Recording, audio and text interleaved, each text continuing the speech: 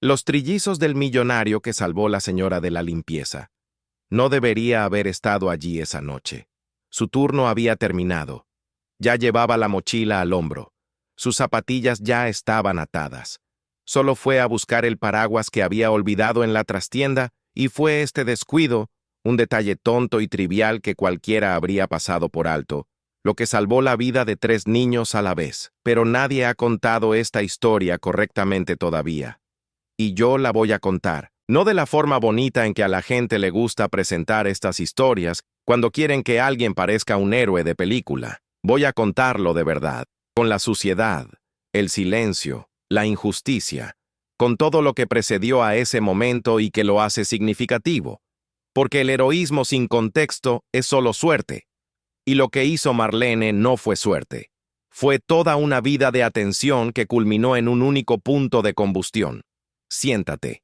Esto llevará un tiempo, y valdrá la pena cada segundo. Marlene tenía 51 años cuando empezó a trabajar en la mansión Figueiredo. 51 años, 2 rodillas que le dolían con el frío, una columna que le dolía cada mañana al despertar y una determinación que ningún reumatólogo había podido quitarle. Había sido empleada de limpieza durante 33 años. No era lo que había planeado para su vida cuando tenía 18 años y soñaba con ser maestra. Pero la vida no le preguntó qué planeaba. La vida simplemente sucedió, y ella la siguió, haciendo lo que tenía que hacer con lo que tenía a su alcance. El trabajo en la mansión llegó por recomendación. Un amigo sabía de una vacante en una de las casas más lujosas del barrio más caro de la ciudad. Salario superior a la media, horario fijo, ambiente organizado. Lo que la recomendación no mencionaba, y que Marlene solo descubrió más tarde, era el tipo de ambiente al que se estaba incorporando. Enrique Figueiredo tenía 48 años, con el pelo canoso peinado hacia atrás, trajes a medida, y el porte de alguien que nunca necesitaba pedir permiso a nadie. Era dueño de una cadena de clínicas privadas repartidas en 4 estados. El tipo de hombre que aparece en revistas de negocios con una cita sobre liderazgo y una foto con la sonrisa perfecta de alguien que ha practicado la sonrisa. No era malo. Era peor que malo. Era indiferente. Y la indiferencia, cuando se tiene suficiente dinero para mantenerse, tiene una capacidad de devastación que la crueldad ni siquiera alcanza. Su esposa, Renata, había fallecido 18 meses antes de la llegada de Marlene, leucemia. Rápida e implacable, como suele ser la leucemia cuando decide atacar. Renata tenía 36 años. Dejó atrás a 3 hijos de 2 años, los trillizos Teo, Bento y Clara, y a un esposo que, según todos los indicios, desconocía por completo la soledad. La mansión contaba con personal para todo. Una cocinera, 2 niñeras en turnos alternos, un conserje que cuidaba el jardín y la piscina, un chofer, un asistente personal que venía 3 veces por semana. Y ahora, Marlene, encargada de la limpieza general de la propiedad, era una máquina bien engrasada. Cada pieza en su lugar, cada persona haciendo su trabajo y sin interferir en lo ajeno. Esa fue la atmósfera que la casa transmitió desde el primer día. Fría profesionalidad, distancia calculada, ausencia total de cualquier cosa que se asemejara a un verdadero hogar. Marlene lo notó la primera semana. Obviamente, no se lo contó a nadie, pero lo notó. Siempre había tenido esa costumbre, la de observar, de prestar atención a los detalles que la mayoría de la gente pasa por alto. No era una cualidad que hubiera cultivado conscientemente. Era una necesidad que se había convertido en una cualidad. 4 hijos prácticamente sola. Cuando trabajas en casas ajenas durante décadas y necesitas aprender rápidamente cómo funciona cada casa, desarrollas un radar que nunca se apaga.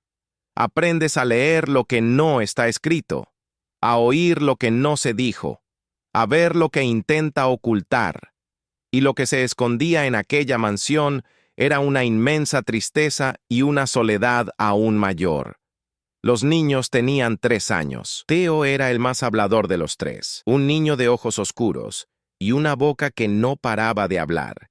que iba a donde quiera que fueran los demás y empezaba la conversación antes de que ellos siquiera pensaran en empezarla. Bento era diferente. Tranquilo, no por timidez, sino por observación, se quedaba en un rincón observando lo que sucedía con una atención que parecía demasiado mayor para un cuerpo tan pequeño. Y Clara era la que se sentaba entre sus dos hermanos como si fuera el centro de gravedad del trío. Cuando ellas reían, cuando se ponía seria, algo en el ambiente de la habitación cambiaba. Marlene los observó desde lejos durante las primeras semanas. La habitación de los trillizos estaba en el segundo piso y no formaba parte de su área. Pero los pasillos sí, el jardín sí. La sala de televisión donde las niñeras a veces llevaban a los niños sí. Y en cada una de estas intersecciones, Marlene recopilaba información que aún no sabía que algún día sería tan importante. Sabía que Theo era alérgico al tinte rojo porque una vez vio a la niñera mayor, doña Soraya, arrebatarle una piruleta roja de la mano con una urgencia que no era inusual, sino por miedo. Sabía que Bento dormía con la luz de noche encendida porque había visto a doña Soraya enchufarla todas las noches antes de cerrar la puerta. Sabía que Clara tenía la costumbre de llevarse objetos pequeños a la boca cuando estaba ansiosa porque una vez la vio con la tapa de un bolígrafo entre los dientes mientras observaba a su padre caminar por el pasillo sin mirarla. Ese último detalle fue lo que más se le quedó en la garganta a Marlene. Enrique pasó junto a sus hijos como se pasa junto a los muebles, no con una frialdad agresiva, con una frialdad ausente, como si existieran en un plano paralelo al que él simplemente no tenía acceso. Pagó a las niñeras, pagó al pediatra que venía cada semana, pagó el colegio privado al que asistirían los tres cuando cumplieran 4 años, pagó todo lo que se podía pagar. Pero había una cosa que ningún dinero podía comprar y que los tres necesitaban con urgencia, y él no estaba allí para dársela. Marlene nunca le dijo eso a nadie en la casa. No le correspondía. Su función era limpiar, organizar, hacer bien lo que le habían encomendado y marcharse. Eso era todo. Sabía exactamente dónde estaba su lugar. Pero conocer tu lugar y poder bloquear lo que ven tus ojos son cosas completamente diferentes. Unos 6 meses después de empezar a trabajar en la mansión, Marlene estaba limpiando el pasillo del segundo piso cuando Clara salió de la habitación de los niños, sola, sin niñera, lo cual no debería haber sucedido, y fue directa hacia ella. Se quedó frente a Marlene mirando hacia arriba, con esa mirada infantil que evalúa a un adulto antes de decidir si confiar o no. Marlene dejó de limpiar. Se agachó a la altura de la niña. Las dos se miraron en silencio durante unos segundos. Clara entonces estiró los brazos hacia arriba. El gesto universal de un niño que quiere que lo carguen. Marlene se quedó paralizada por un instante. Este no era su trabajo. Esto traspasaba una línea que se había prometido no cruzar. Pero los brazos extendidos de un niño de 3 años que pasa sus días en un hermoso pasillo vacío son un argumento que destroza cualquier promesa que hayas hecho de protegerte. Levantó a Clara. La niña no dijo nada. Simplemente apoyó la cabeza en el hombro de Marlene y se quedó así, silenciosa, cargada con el peso de una niña que finalmente se había relajado. Se quedaron así unos 2 minutos hasta que doña Soraya apareció en el pasillo, visiblemente aliviada de haber encontrado a Clara y un poco desconcertada al encontrarla en el regazo de la señora de la limpieza. Marlene devolvió a la niña con calma, sin dramatismo, y volvió a limpiar el pasillo. Pero algo había cambiado. No podía decir qué ni cuándo exactamente.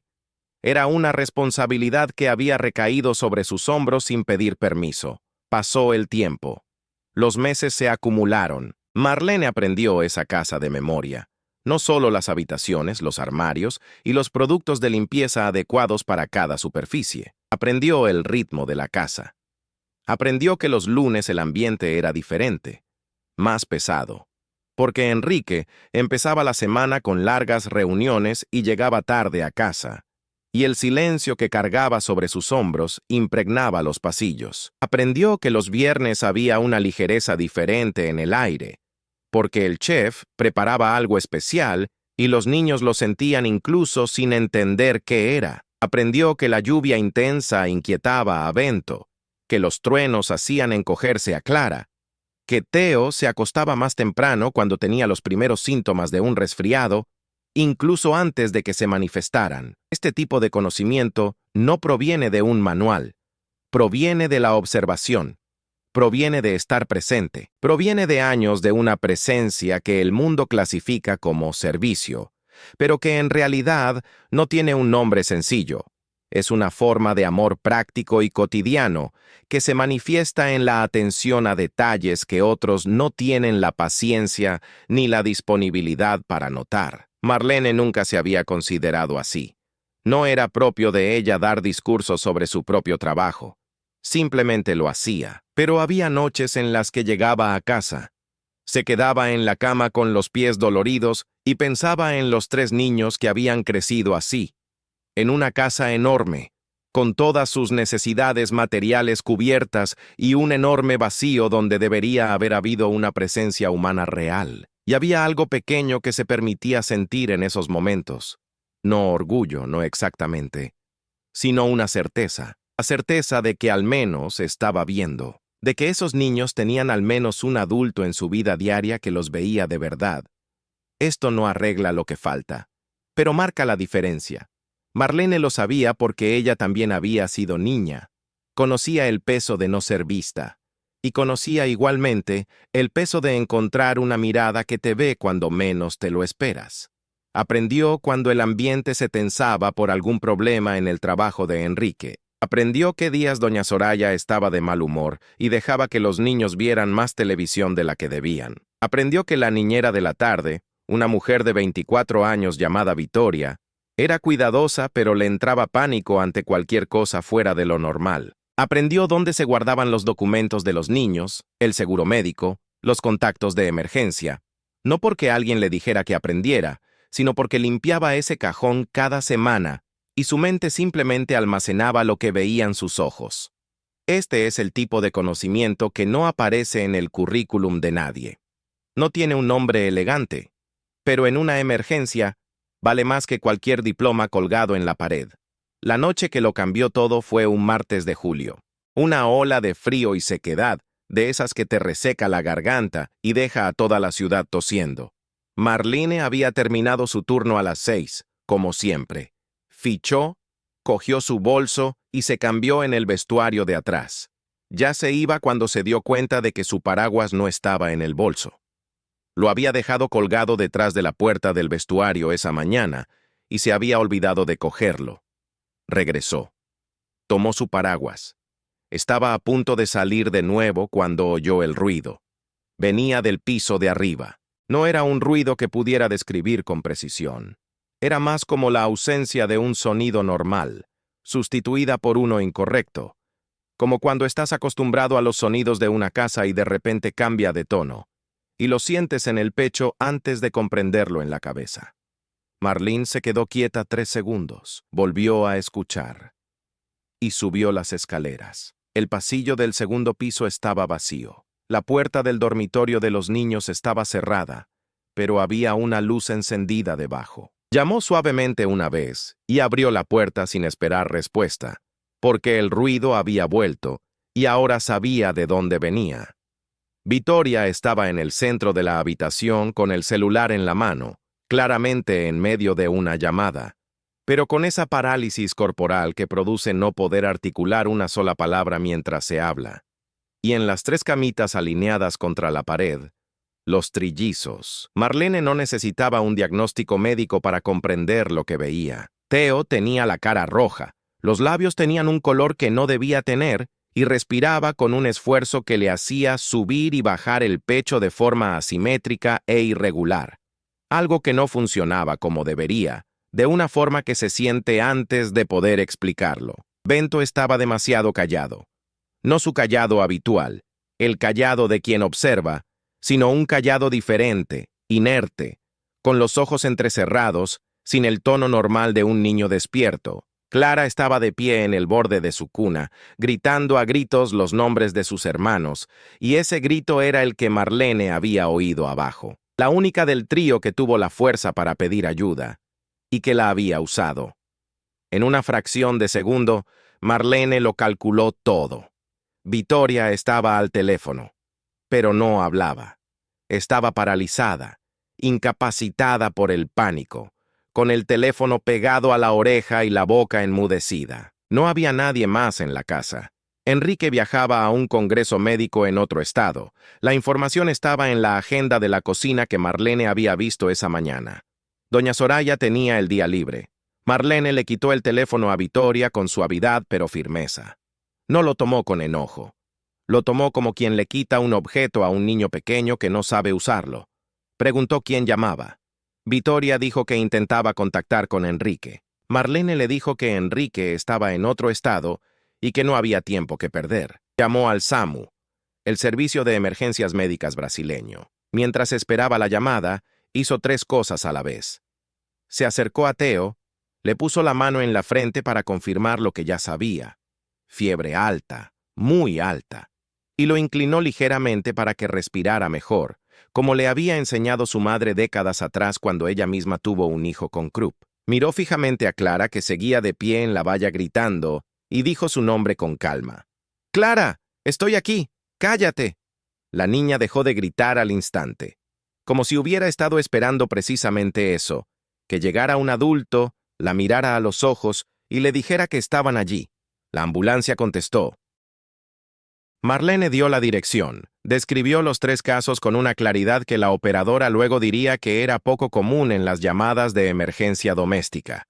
Número de niños, edades, síntomas específicos de cada uno, condiciones ambientales generales. Colgó y fue al cajón de la cómoda junto a la puerta, el cajón que abría cada semana para limpiar y reorganizar, y sacó la carpeta con los documentos de los niños. Cartilla de vacunación, seguro médico, actas de nacimiento, número del pediatra, lista de alergias. Todo estaba allí, todo en orden. Vittoria todavía estaba de pie en el centro de la habitación. Marlene le puso la carpeta con los documentos en la mano y dijo, «Cuando llegue la ambulancia, entrégales esto. ¿Puedes hacerlo?» Vittoria asintió. Marlene dijo, «Entonces ve a la entrada y espera». Se logró la victoria.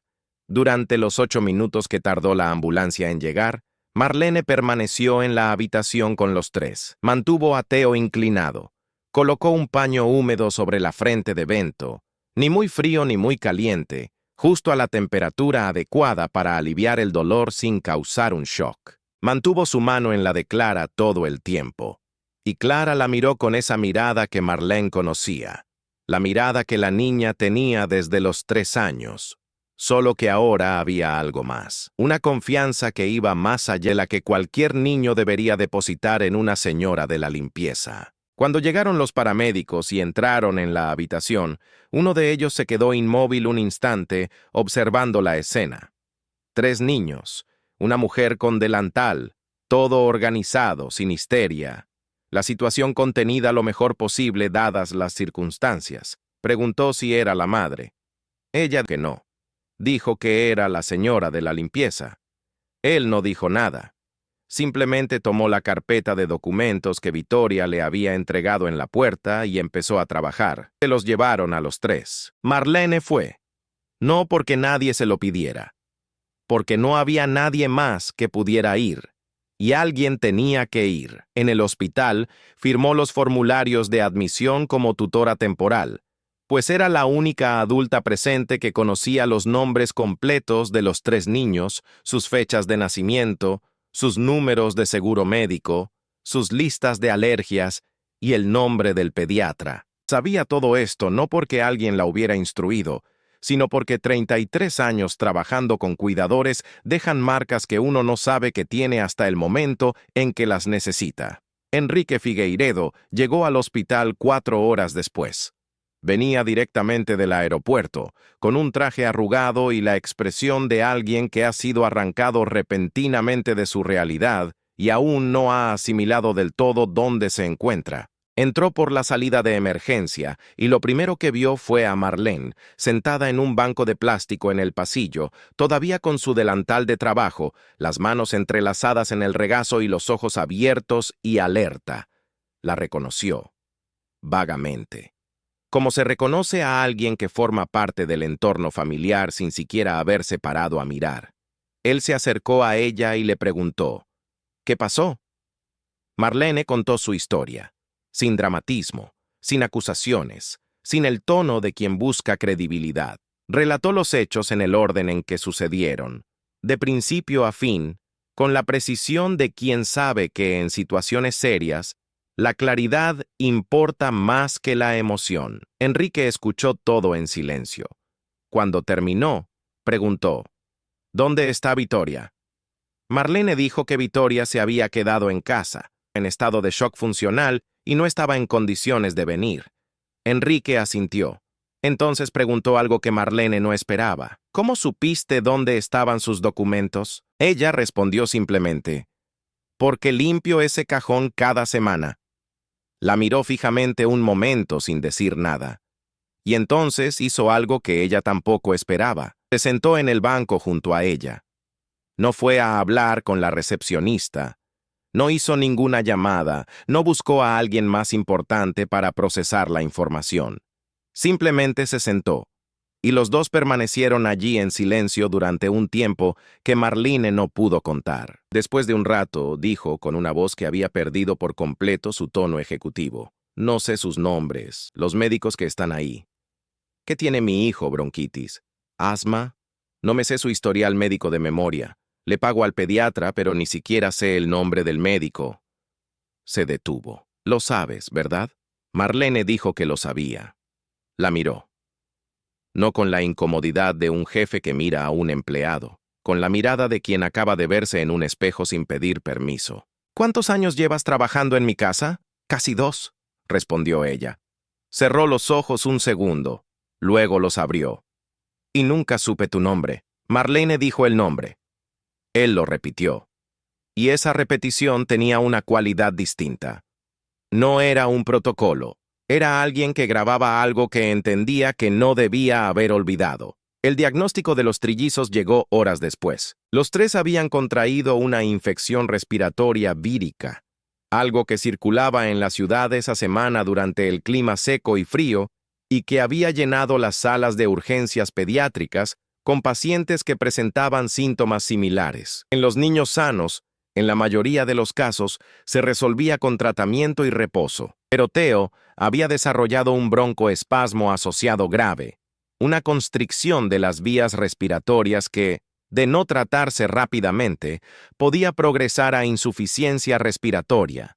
El médico que salió a hablar con Enrique dijo, eligiendo sus palabras con cuidado, consciente de su peso, que la rapidez en activar los servicios de urgencias había sido crucial. Que 1 hora más, quizás 1 hora y media más, y el estado de Theo podría haber sido irreversible. Enrique escuchaba esto con la mano apoyada en la pared del pasillo del hospital, como quien necesita algo para no caerse. Marlene estaba sentada en el banco cuando él regresó al pasillo. Se quedó frente a ella un momento, ella lo miró, y él dijo, con una voz que ya no tenía nada de la de un empresario exitoso, sino la de un padre que casi pierde a su hijo. Gracias. Marlene asintió. No dijo que no fuera necesario. No dijo que era lo único que cualquiera haría. No le restó importancia. Aceptó el agradecimiento con la dignidad de quien sabe que lo que hizo merecía ser reconocido. Permanecieron en el pasillo unos minutos más antes de que a Enrique le permitieran entrar a ver a sus hijos. Esos minutos tuvieron una extraña cualidad. 2 desconocidos que ya no eran completos desconocidos, sentados uno junto al otro en un duro banco de hospital de plástico, unidos por un acontecimiento que había cambiado algo en sus posiciones relativas en el mundo. No hubo conversación. Había un silencio que era, en sí mismo, una forma de comunicación. Cuando el médico vino a buscar a Enrique, éste se levantó, dio 2 pasos hacia el pasillo y se detuvo. Se giró hacia Marlene. ¿Puedes quedarte hasta que vuelva? Ella dijo que sí. Se quedó sola en el duro banco de plástico a las 3 de la mañana, esperando al hombre que, en casi 2 años, nunca había aprendido su nombre y que ahora parecía necesitar, de alguna manera que no podía explicar, que no se fuera todavía. Esperó. Porque era lo correcto.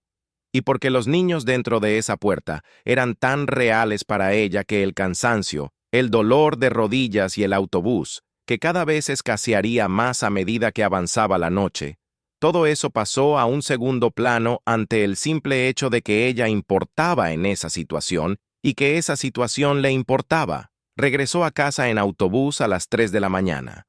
El autobús iba casi vacío. Se quedó mirando por la ventana la ciudad que pasaba, pensando en todo y en nada a la vez, como uno piensa cuando el cuerpo está exhausto, pero la mente aún no ha logrado desconectar. Al llegar a casa, su hija menor, Camila, de 18 años, estaba despierta esperando, porque Marlene le había enviado un mensaje diciendo que estaba en el hospital y Camila no había podido dormir. Marlene le contó todo, sentada en la cocina con un vaso de agua en la mano. Camila escuchó en silencio hasta el final. Y cuando su madre terminó, le dijo: «Mamá, sabes que hoy salvaste la vida de 3 niños, ¿verdad?» Marlene tomó un sorbo de agua. Dijo: «Solo hice lo que tenía que hacerse». Camila dijo: «Todo el mundo dice eso, pero no todo el mundo lo hace». Marlene fue a trabajar como siempre a la mañana siguiente. No porque se sintiera con fuerzas. Estaba destrozada y solo había dormido 3 horas, sino porque el trabajo nunca para, y sabía muy bien lo que costaba faltar al trabajo cuando el presupuesto era ajustado. Llegó a la mansión, que estaba en silencio con los niños todavía en el hospital y Enrique todavía allí. Hizo lo que tenía que hacer y se fue. Al tercer día, los niños regresaron a casa. Marlene estaba limpiando el jardín cuando llegó el coche. Vio a los 3 niños salir. Theo aún conservaba su rostro en recuperación, más tranquilo que de costumbre, pero de pie, mirando a su alrededor con la curiosidad que ya conocía. Bento salió de la mano de Enrique, y eso ya era diferente, porque Marlene no recordaba haber visto nunca a ese hombre tomar de la mano a sus hijos. Clara salió, y fue directa hacia donde estaba Marlene. No corrió. Caminó.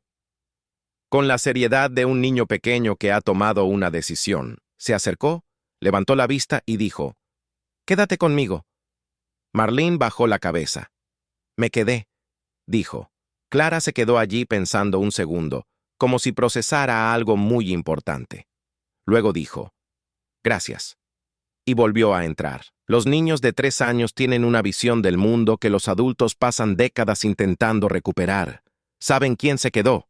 Saben quién se fue. Saben, con una claridad que ningún lenguaje infantil puede articular aún, pero que está presente en sus ojos y gestos, quién estuvo presente cuando lo necesitaron, y este conocimiento no desaparece, permanece, se arraiga. Enrique pidió hablar con Marlene al día siguiente, no a través de la asistente ni por mensaje en la app de la agencia. Fue él mismo a la pequeña trastienda donde ella estaba cambiando los paños de limpieza y le dijo: «¿Tienes un momento para hablar?». Se sentaron en la cocina.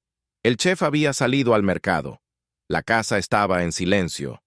Era la primera vez en casi 2 años que Marlene se sentaba en esa cocina para algo que no fuera una comida rápida antes de volver al trabajo. Enrique empezó hablando de la propuesta. Quería contratar directamente, fuera de la agencia.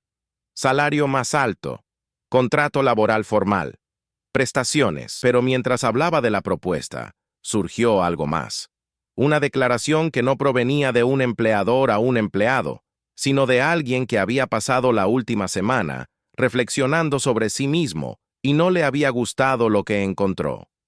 Dijo que Renata, su esposa, era quien se encargaba de todo lo relacionado con los niños, porque no quisiera, o al menos de eso se había convencido, sino que tras su muerte, el dolor había creado un muro entre él y sus hijos que no sabía cómo derribar, que era más fácil pagar a profesionales que presentarse, porque presentarse dolía más que pagar, que sabía en el fondo que estaba fracasando, pero saberlo no había sido suficiente para cambiar. Y entonces dijo algo que se quedó grabado en la memoria de Marlene para siempre. Mi hija de 3 años le dio las gracias a la señora de la limpieza antes de darme las gracias a mí. Y tenía razón en darte las gracias primero, porque te lo merecías primero. Pero me avergonzó de una manera que necesitaba sentir hace mucho tiempo. Marlene lo escuchó todo. Y cuando terminó, dijo lo que pensaba, con respeto, sin crueldad, pero con la honestidad de quien no tiene nada que perder y por lo tanto puede permitirse ser sincera. Tus hijos no necesitan más empleados.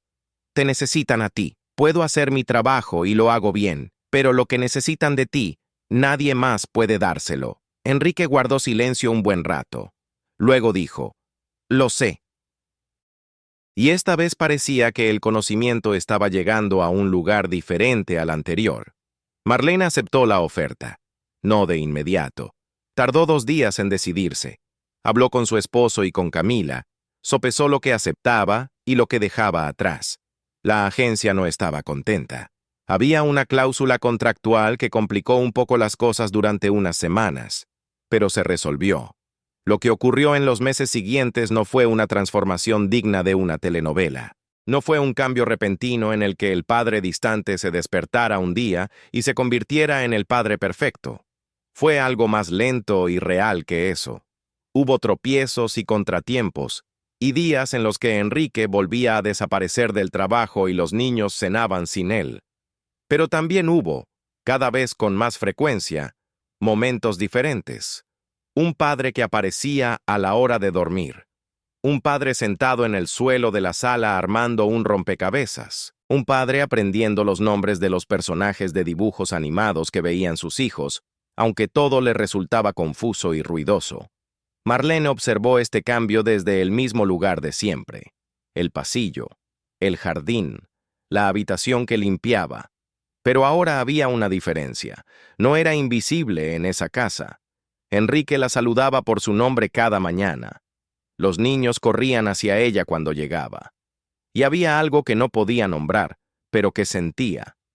Un sentimiento de pertenencia, no de propiedad, no de familia adoptiva de telenovela. Un sentimiento de pertenencia de alguien que aportaba algo real a un lugar, y ese lugar lo reconoce. Teo, Bento y Clara crecieron, fueron a la escuela. Teo siguió siendo el más hablador, y se parecía cada vez más a su padre en su forma de dirigir la sala. Pero Marlene notó una diferencia, que creía que era en parte consecuencia de esos lentos cambios que se habían producido en la casa. Teo tenía una generosidad que Enrique aún estaba aprendiendo. Lo compartía todo. Compartía sus meriendas, su atención, su espacio, como si hubiera aprendido desde pequeño que lo que se guarda pierde su sabor, y lo que se da se multiplica. Bento descubrió su pasión por el dibujo. Pasaba horas creando tiras cómicas en cuadernos que grapaba, con una dedicación casi meditativa. Marlene recordaba cuando era un bebé, sentado tranquilamente en un rincón observándolo todo. Esa misma cualidad seguía allí ahora, solo que transformada. La atención que antes era silencio contemplativo se había convertido en narrativa visual. Dibujaba lo que veía. Dibujaba la casa, dibujaba personas, dibujaba escenas cotidianas con un cuidado que santificaba lo cotidiano. Una tarde, mientras Marlene limpiaba la biblioteca, él llegó con uno de los cuadernos en la mano y lo colocó sobre la mesa junto a ella sin decir nada, esperando a que lo viera. Ella dejó de limpiar, se sentó y abrió el cuaderno. La primera página tenía un dibujo de la cocina de la mansión, vista desde arriba, con pequeñas figuras en cada esquina. Una de las figuras era una mujer con delantal. Marlene reconoció el delantal. Era suyo. La figura estaba en el centro de una escena, donde las demás figuras a su alrededor tenían líneas que apuntaban hacia ella, no como si fuera el punto de mando, sino como si fuera el punto de equilibrio, el centro de gravedad de un sistema. Marlene contempló el dibujo durante un tiempo indescifrable. Luego, pasó las páginas lentamente, con el cuidado que se tiene con algo delicado. Leyó cada relato, examinó cada detalle. Al terminar, le devolvió el cuaderno a Bento, quien había permanecido en silencio a su lado durante toda la lectura, y le dijo que era increíble, que tenía un talento excepcional y que estaba orgullosa de conocer a alguien que veía el mundo de esa manera. Bento recuperó el cuaderno sin decir palabra, pero la sonrisa que mostró al salir de la biblioteca era algo que Marlene guardaba en lo más profundo de sí, donde guardaba las cosas que realmente importaban. Y Clara creció con esa mirada penetrante, pero que poco adquirió una luz diferente. Una niña que pasó los primeros años de su vida pidiendo ayuda desde una casa llena de gente que no sabía escuchar, y que encontró en una señora de la limpieza de 51 años con las rodillas doloridas por el frío, a la primera persona que realmente la escuchó. Había un ritual que se formó sin que nadie lo planeara. Cada mañana, cuando Marlene llegaba a la mansión, Clara aparecía, sin importar dónde estuviera ni qué estuviera haciendo, y venía a saludarla. No necesariamente con un abrazo, ni con una conversación. A veces simplemente aparecía en el pasillo, la miraba y le decía, «Buenos días, Marlene», con la seriedad de una niña, y luego se iba, como si necesitara confirmar que Marlene estaba allí, como si el día solo pudiera comenzar de verdad después de esa confirmación. Marlene nunca hablaba de este ritual con nadie, pero ella misma empezó a esperarlo. Empezó a notarlo los días que Clara estaba enferma y no venía. Había una pequeña ausencia que reconocía y que no necesitaba nombrar para sentir. Este es el territorio del verdadero afecto. No necesita declaraciones, no necesita ceremonias. Se manifiesta en pequeños rituales constantes, en presencias que la otra persona solo percibe por su peso cuando desaparecen. En el cuarto cumpleaños de los trillizos, el primero que Enrique había organizado personalmente, sin delegar nada a su asistente, escogiendo cada detalle con la intensidad de un padre que intenta recuperar el tiempo perdido que sabe que nunca volverá, Clara le pidió a Marlene que se quedara. No para toda la fiesta, solo para la canción de feliz cumpleaños. Marlene se quedó. Se quedó de pie en un rincón de la habitación, todavía con el delantal puesto, porque había llegado temprano para ayudar con la limpieza previa. Y cuando se apagó la vela, Clara buscó a Marlene en medio del caos de niños, globos y música. La buscó específicamente a ella, en medio de todo, como si necesitara confirmar que la persona correcta estaba en el momento correcto. Marlene estaba mirando. Enrique vio a Clara buscando a Marlene con la mirada y vio a Marlene saludando a su hija desde lejos. Y observó este intercambio en silencio con la expresión de quien asimila una verdad tan pesada como necesaria. Después de la fiesta, cuando la casa se estaba tranquilizando y Marlene se despedía, él se acercó y le dijo, «Eres la constancia que tienen, lo sabes, ¿verdad?». Ella dijo que no lo creía. Él añadió, «Pero es lo que es». Hizo una pausa.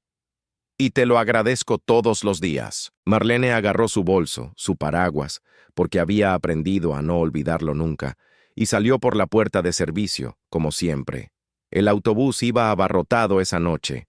Se quedó allí, agarrada al pasamanos, pensando en la vida. Pensó en sus 33 años de trabajo, en sus rodillas doloridas, en su espalda quejosa, en los hijos que había criado, en lo que había dado y recibido, en el paraguas olvidado que lo había cambiado todo. Pensó en Clara, buscando su mirada en medio de la fiesta. Pensó en Bento colocando silenciosamente su cómic sobre la mesa junto a ella. Ese pequeño pero inmenso gesto de un niño que la eligió como la primera testigo de su arte. Pensó en Theo, quien una tarde de domingo, mientras Marlene se quedaba hasta tarde para solucionar un problema con el fontanero en el baño, entró en la cocina mientras ella tomaba agua y le dijo, con la objetividad directa que lo caracterizaba, «Marlene, cuando sea mayor y tenga una empresa, te contrataré como directora». Y se escapó antes de que ella pudiera responder. Se quedó sola en la cocina riéndose del asunto durante unos 2 minutos. Los niños dicen la verdad que a los adultos les cuesta años desaprender. Y la verdad que los tres sabían sobre Marlene era simple. Ella importaba. Era real para ellos de una forma que muchos de los adultos de esa casa nunca lo fueron. Pensó en Enrique, en cómo había llegado a esa casa como un título conmovedor. El jefe, el hombre exitoso, el dueño, y cómo, poco a poco, con esfuerzo, se había convertido en una persona real dentro de las cuatro paredes de su propio hogar. No perfecto, ni mucho menos, pero presente.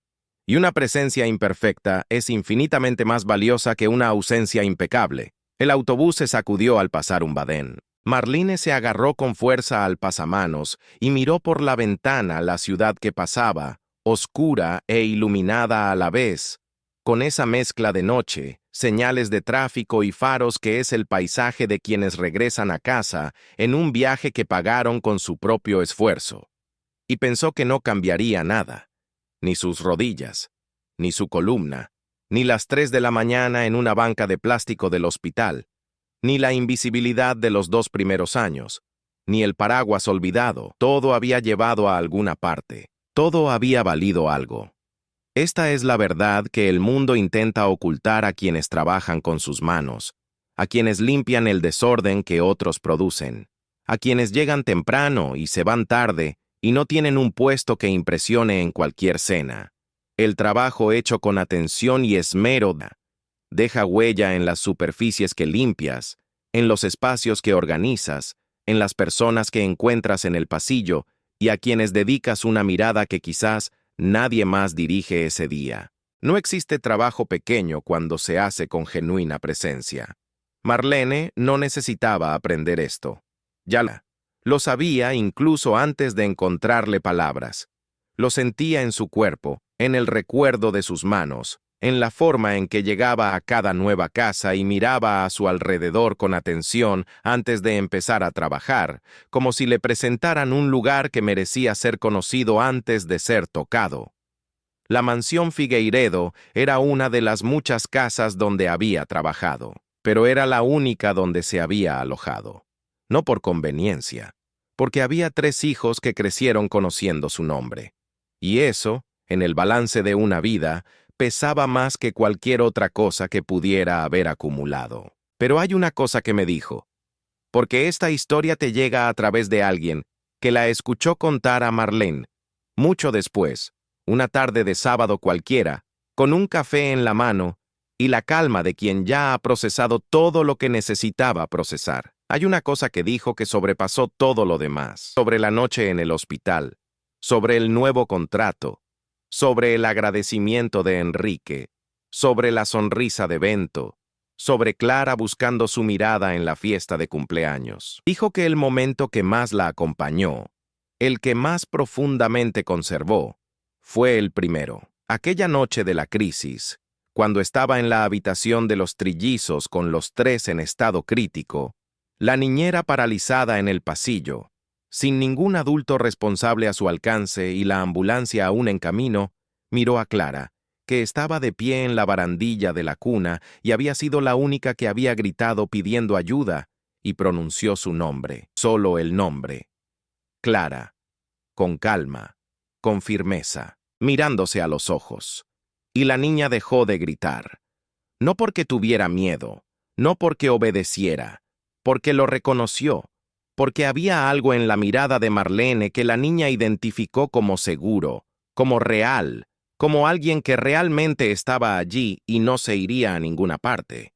Marlene dijo que fue en ese instante que comprendió lo que había construido sin saber que lo estaba construyendo. 2 años de presencia discreta, de miradas en el pasillo, de atención silenciosa, de aprender el ritmo, los miedos y los hábitos de 3 niños que nunca le habían pedido que aprendiera. Todo eso había creado un vínculo que ni ella ni los niños podían nombrar, pero que era real. Tan sólido que, en el peor momento de esa noche, Clara supo instintivamente a quién mirar, y Marlene estaba allí para ser mirada.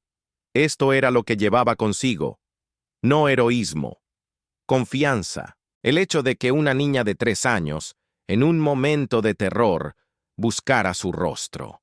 Que ella había sido, para esos 3, una presencia tan constante y segura que se había convertido en un punto de referencia. Que la invisibilidad que el mundo adulto de esa casa le había impuesto nunca existió para los niños. Para Teo, Bento y Clara, Marlene siempre había sido visible, siempre había sido real, Siempre había sido la persona que veía y era vista. Esto, dijo, vale más que cualquier otra cosa que la vida le haya dado. Y la vida le había dado muchísimas cosas buenas. Pero esto era diferente. Era de una calidad que no se puede comprar, negociar ni heredar. Solo se puede ganar. Un día a la vez, una mirada a la vez, una presencia a la vez. Y pensó que la vida tiene una forma muy extraña y muy precisa de poner a las personas adecuadas en el lugar adecuado, en el momento adecuado. Incluso si ese lugar es un vestuario en la parte trasera de una mansión, en un turno que ya terminó, buscando un objeto olvidado en una fría noche de julio. No existe el pequeño detalle. No hay presencia sin valor. No hay trabajo menos importante de lo que parece cuando se hace con atención y con la conciencia de que lo que haces importa, incluso cuando nadie te ve. Sobre todo cuando nadie te ve. Marlene sabía de memoria lo que la mayoría de la gente se pasa la vida intentando aprender, que el cuidado silencioso, cotidiano e invisible es la forma más poderosa de amor que existe, que no necesitas un escenario, no necesitas un título, no necesitas reconocimiento para ser esencial, solo necesitas estar presente, verdaderamente presente, con atención genuina, con los ojos abiertos a lo que tienes delante. Ella estaba allí, y eso lo cambió todo. Ahora, a quienes me acompañan hasta este momento, quiero preguntarles algo, y quiero que lo piensen bien antes de responder. ¿Alguna vez han sido la Marlene de alguien? ¿Alguna vez fueron la persona que estuvo presente, que vio lo que otros no vieron, que hizo lo que otros no hicieron, y que no recibió el reconocimiento que merecía? ¿O fueron Enrique, alguien que estaba tan inmerso en su propio mundo que pasó por alto a la persona que más importaba, y solo se dio cuenta cuando cayó en la cuenta de una manera que no podía ignorar? Escribe en los comentarios, sinceramente, porque ambas posturas son humanas, y ambas merecen ser expresadas. Y si esta historia te quedó grabada, si en algún momento sentiste una punzada en el pecho, o reconociste algo de alguien que conoces, o de ti mismo en esta narrativa, entonces ya sabes a qué te espera ese botón de me gusta. No es un favor, es la forma más sencilla de decir que una historia importó, que valió la pena dedicarle tiempo, que debería llegar a más gente. Suscríbete al canal. Cada semana hay una historia aquí con el mismo peso, la misma sustancia, la misma verdad que no necesita adornos para ser real. Historias de personas que el mundo no ve del todo, pero que sostienen lo que el mundo sería incapaz de sostener sin ellas. Y compártelo con alguien que necesite escuchar que la presencia vale más que una cara bonita, que la atención es un acto de amor, que el paraguas olvidado de alguien puede ser el principio de todo, como el de Marlene.